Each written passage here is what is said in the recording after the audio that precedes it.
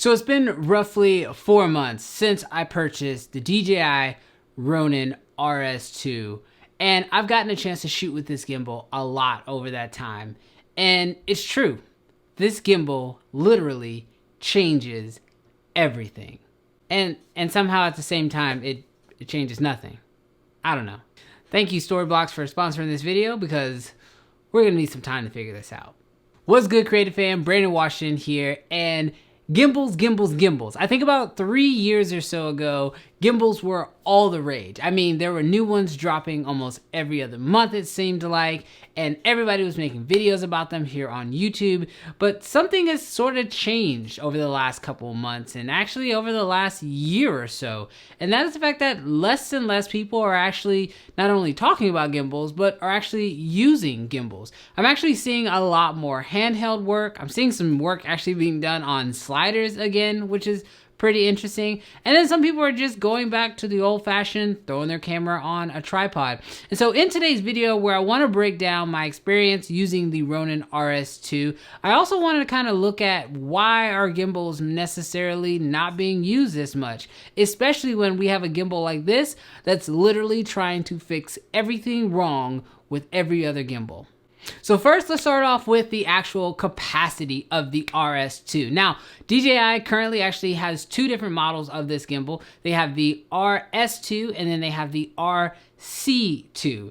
And the C, I guess, stands for compact, but basically it's just a smaller gimbal which can actually not hold quite as much weight as the RS2, and the RS2 is the one that I personally use. Now, the main reason why I go with the RS2 is because, well, just the capacity. I like to have bigger cameras, so whether you're talking about balancing something like the Canon C70 or even my red Komodo with quite a bit of accessories attached to it, and even the brand new Blackmagic Pocket Cinema Camera 6K Pro, this gimbal can pretty much balance everything. Now, when it comes to most gimbals, a lot of people look at the overall build of the actual gimbal itself as a huge indicator on the quality of it. And this gimbal didn't skip out anywhere. I mean, the entire thing is almost all carbon fiber, which drastically cut a lot of the weight that the previous Ronin had, and it actually is a lot lighter than most other gimbals that are in the same price point and weight capacity as far as comparables go. The other thing that they did with this new gimbal is they actually fixed the entire charging piece on it, which is a fantastic new addition. So now it works off of USB-C, but you can actually just charge the battery itself. It doesn't actually have to be connected to the entire gimbal. The other thing that they added was they added a brand new screen on the back. So now, yes, you still can connect this thing to an app, but you actually have almost all controls of the actual gimbal directly from this screen on the back. And it's a very bright screen, which means even if you're out filming outside in broad daylight, you can still see the screen and make your adjustments. And one of the last big additions that they added to this gimbal, which is not really unique to this gimbal, but it is nice to see that DJI added it, and that is locking motors. Now, in the original Ronin RC, it did have locking motors, but the bigger gimbal didn't have that. But what's nice is that now the bigger brother, the Ronin RS2, does have locks at the different motor points in order to allow you to balance your gimbal a little bit easier. Now, yes, DJI did a lot in order to take this gimbal to the next level, but they didn't just start with what they could do. They actually, from the beginning, started partnering with other manufacturers in order to be able to take their gimbal to an even higher level. This is where their ecosystem really took off. See, DJI and Tilta partnered early on in order to create some accessories to really allow you to get even more out of your Ronin. Now, if you guys saw my last Ronin video, you'll know that I actually picked up one of those pieces with the dual handle grip for my Ronin Rs2, and in that video I did mention that yes, I was having a couple little problems, especially with one of the knobs tightening all the way. So quick update to that story: Tilta never fixed it. They never reached out. I emailed them, I DM'd them, I tried to call their help service number, but I could never really get through. And so I still kind of have that problem. However, I do think that's just kind of a issue with just mine. I've reached out to some other people who also have it, and they said they weren't having the same issues. So I still would trust going with another Tilta system, and I have a couple other ones that I have been kind of thinking about, and maybe I'll talk about those in future videos. But it is nice to know that there are additional ecosystems in order to even allow you to get more out of your Ronin RS2. And yes, it is a significantly better gimbal than the original Ronin S. So why is no one talking about gimbals? Why don't people care about gimbals anymore? Well, I have a couple factors and a couple things that I really think is important. First, it's the way that gimbals are used. Typically, when you use a gimbal, it's designed to move throughout a space. This is the reason why someone like me, who really pretty much got his big start shooting a lot of real estate videos, really leaned in heavy on gimbals from day one. It was a nice, lightweight solution and a very steady solution in order for me to shoot tons and tons of real estate videos. In fact, before I even had gimbals, before gimbals were really widely available, I had to shoot all my listing videos just using pans and tilts and sliders, which took significantly longer. Gimbals allowed me to cut all that time in half and made my jobs way more price effective and more affordable, and ultimately just a breeze to shoot.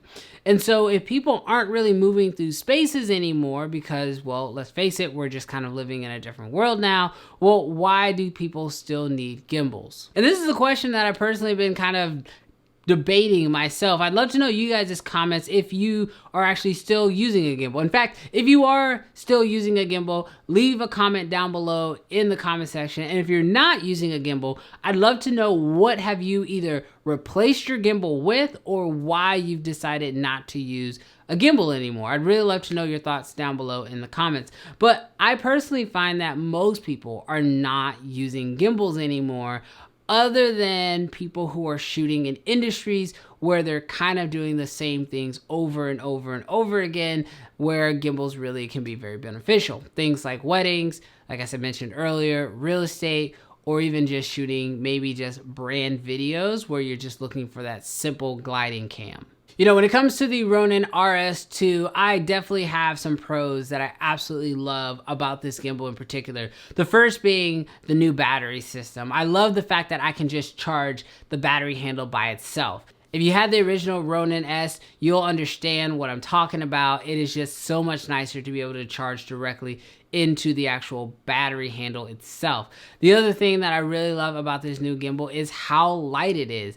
The Ronin S was pretty heavy, and carrying all that weight on one little stick is really difficult, and it can get really cumbersome, especially on longer shoots. If you're shooting with a gimbal for an 8+ hour day, you're gonna start to feel it, and so it's nice to have some of that weight cut off with the new Ronin RS2.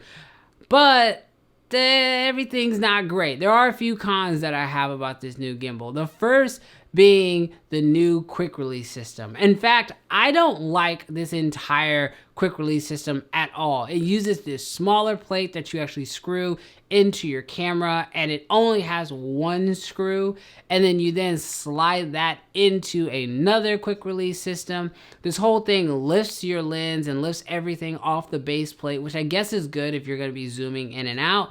But I typically find that my cameras will just swivel off of this because there's no additional place to actually put two threads, especially when using bigger cameras. So I really would love to see DJI address this. Now, I'm pretty sure Small Rig has actually already come out with an adjustment plate for this, and if I can find it, I'll put it down below in the description where you guys can check it out with links to everything that I've been talking about in this video.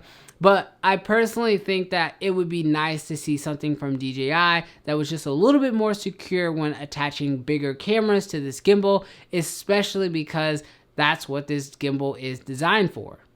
Personally, I think this gimbal is trying to make a big difference, and I want to talk about what this difference is, but really quick, let's quickly thank today's sponsor, Storyblocks. So Storyblocks is an all-in-one platform that allows you to download royalty-free assets to enhance your video production.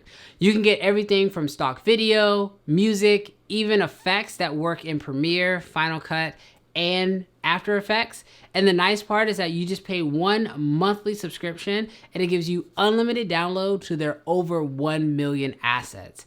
Personally, I think that this is pretty much a no-brainer when it comes to people who are using video production, especially when working with clients, because they have so many assets and you're literally just paying 1 monthly fee for it. You can really just charge this off to your clients and then be able to use it across all of your projects. If you're interested in using Storyblocks or you need stock video, music, or even just effects to enhance your edits, I would strongly recommend checking out Storyblocks. Links to them down below in the description. But now that we've kind of thanked Storyblocks for sponsoring this video, let's quickly jump into why I personally think that this gimbal might be able to save gimbals entirely. See, I think the hardest part about getting a gimbal or using a gimbal is picking the right one. And so many gimbals, in my opinion, come very close. I've shot with a ton of different gimbals, and honestly, I've always found like a little quirk with one or a little problem with another that would keep me from really wanting to use them.